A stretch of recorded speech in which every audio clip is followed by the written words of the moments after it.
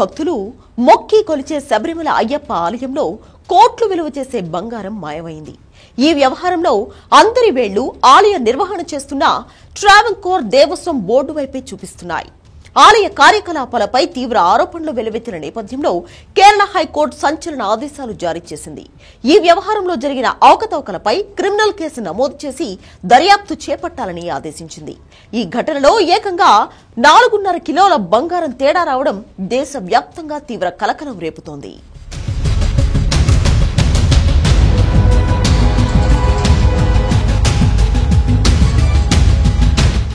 కేరళలోని ప్రసిద్ధ శబరిమల అయ్యప్ప స్వామి గుడిలో బంగారం మాయం సంచలనం రేపుతోంది. గుడిని చూసుకునే ట్రావెన్కోర్ దేవస్వం బోర్డుపై బంగారం దొంగతనం, ఆస్తుల దుర్వినియోగం లాంటి సీరియస్ ఆరోపణలు వచ్చాయి. ఇప్పటికే బంగారం ధరలు ఆకాశాన్నంటుతున్న నేపథ్యంలో లక్షల విలువైన గుడి ఆస్తులు మాయం కావడం కలకలం రేపింది. గుడిలోని ద్వారపాలకులు, పీఠాలపై ఉన్న బంగారు పూతను టీడీపీ అధికారులు రహస్యంగా తీసేశారని శబరిమల ప్రత్యేక కమిషనర్ కేరళ హైకోర్టుకు నివేదించడంతో ఈ మొత్తం వ్యవహారం మొదలైంది. అయితే 2019లో ఇలాగే మరమ్మతు చేసినప్పుడు కూడా బంగారం బరువులో తేడాలు వచ్చాయి.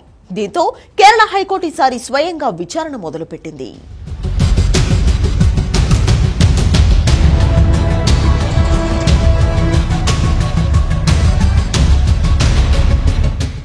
మొదట 2019 జూలైలో పాదపీఠాలు, తొడుగులను మెరుగుదిద్దే బాధ్యతను బెంగళూరుకు చెందిన ఉన్నికృష్ణన్ పొట్టికి అప్పగించారు. జూలై 19న పొట్టి సమక్షంలోనే వాటిని తొలగించారు. తూకం వేయగా 42.8 కిలోలని తేలింది. మర్నాడు శబరిమల నుంచి పాదపీఠాలు, విగ్రహ తొడుగులతో కూడిన కంటైనర్ బయలుదేరింది. చెన్నైలో బంగారు తాపడం చేసే సంస్థ స్మార్ట్ క్రియేషన్ వర్క్స్ షాప్ కు చేరగానే అక్కడి ఉద్యోగులు తూకం వేయగా 38.25 కిలోలు ఉన్నట్లు తేలింది. కంటైనర్లో ఎక్కించినప్పుడు 42.8 కిలోలున్న బంగారం, తాపడం ఉన్న రాగి తొడుగులు కిందికి దింపగానే 4.5 కిలోలు ఎలా తగ్గాయన్నదే ఇప్పుడు ప్రశ్న. దీనికి తోడు కంటైనర్ శబరిమల నుంచి చెన్నైలోని వర్క్ షాప్ కు చేరడానికి 30 రోజులు పట్టింది. ఈ 30 రోజుల్లో ఏం జరిగింది అనే విషయంపై అనేక ఆరోపణలు ఉన్నాయి. ఓ మీడియా సంస్థ రిపోర్ట్ ప్రకారం కంటైనర్ కొట్టాయంలోని ఒక ప్రైవేట్ దేవాలయం, ఆంధ్రప్రదేశ్లోని పలు ఆలయాలు, బెంగళూరులోని శ్రీరాంపురంలో అయ్యప్ప ఆలయానికి వెళ్లింది. చెన్నైలో ప్రముఖ మలయాళ నటుడు జయరాం ఇంట్లో జరిగిన ప్రైవేట్ పూజకు కూడా వీటిని తీసుకెళ్లినట్లు ఆరోపణలు ఉన్నాయి.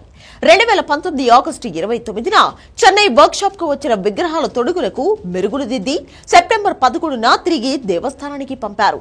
వర్క్ షాప్ కి వచ్చినప్పుడు వాటి బరువు 38.25 కిలోలు ఉంటే ఉన్నికృష్ణన్ పొట్టి తన సొంత బంగారం 394 గ్రాములు కలిపి మెరుగులు దిద్దించాడు.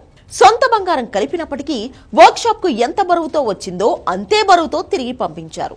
మరోవైపు తగ్గిన 4.5 కిలోల బరువు గురించి గాని, అదనంగా చేర్చిన 394 గ్రాములు ఏమయ్యాయని గాని అడిగిన వారు లేరు.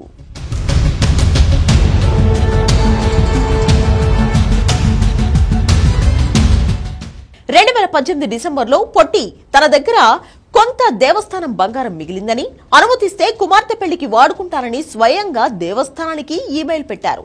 దీంతో దేవస్థానం బంగారం దాత చేతిలో ఉందన్న విషయం మీడియా దృష్టికి వచ్చింది. వరుస కథనాలు రావడంతో ఈ వ్యవహారం దేశవ్యాప్తంగా సంచలనం సృష్టించింది. 2020లో హైకోర్టులో పిల్ దాఖలైంది. 2021లో దీనిపై దర్యాప్తుకు హైకోర్టు సిట్ ఏర్పాటు చేసింది. సిట్ దర్యాప్తులో ద్వారపాలకుల విగ్రహాల తొడుగుల విషయంలో 4.5 కిలోల బంగారం తేడా ఉందన్న విషయం బయటకు వచ్చింది. నిజానికి 2018లో కూడా ఇతనికి ప్రధాన ద్వారం, బంగారం తాపడం మెరుగులు పెట్టే బాధ్యతను అప్పగించారు. ఆయన ఏకంగా ప్రధాన ద్వారాన్ని చెన్నైకు తీసుకెళ్లి బంగారు తాపడం పెట్టించుకువచ్చారు. ఆ సమయంలో దేవస్థానమే ఆయనకు 474.9 గ్రాముల బంగారాన్ని ఇచ్చింది. కొత్తగా తాపడం చేసిన ఆలయ ద్వారాలను 2019 మార్చిలో కేరళకు తీసుకొచ్చి ఒక పెద్ద కార్యక్రమంలో ఆలయ పెద్దలకు అప్పగించాడు ఉన్నికృష్ణన్. 1998లో వ్యాపారవేత్త విజయ్ మాల్యా 30 కిలోల బంగారాన్ని శబరిమల ఆలయానికి విరాళంగా ఇచ్చారు. మరో 800 గ్రాములు తలుపుల తాపడం కోసం ఇచ్చారు. ఉన్నికృష్ణన్ వ్యవహారాలపై విచారిస్తున్నప్పుడు మాల్యా ఇచ్చిన బంగారంలో ఎంత ఆలయానికి వెచ్చించారు, ఎంత మిగిలింది అనేది లెక్కలు లేవని కేరళ హైకోర్టు గుర్తించింది. ఈ ఆరోపణలు చాలా తీవ్రమైనవని గుర్తించిన హైకోర్టు ఈ మొత్తం వ్యవహారంపై దర్యాప్తు చేయడానికి పోలీసులతో సిట్ ఏర్పాటు చేసింది. అంతేకాదు గుడిలోని ఆస్తుల విలువను లెక్కించడానికి ఒక మాజీ న్యాయమూర్తిని కూడా నియమించింది. ఈ స్కామ్ పై ప్రతిపక్షాలు కేరళ అసెంబ్లీలో పెద్ద ఎత్తున నిరసన వ్యక్తం చేశాయి. వెంటనే దేవాదాయ శాఖ మంత్రి రాజీనామా చేయాలని డిమాండ్ చేశాయి. టీడీపీ నిర్లక్ష్యం, తప్పుడు రికార్డుల నమోదు, విలువైన ఆస్తుల విషయంలో గోప్యత పాటించడంపై హైకోర్టు ఆగ్రహం వ్యక్తం చేసింది. ఈ దర్యాప్తులో ఇంకా ఎన్నో కీలక విషయాలు బయటపడే అవకాశం ఉంది.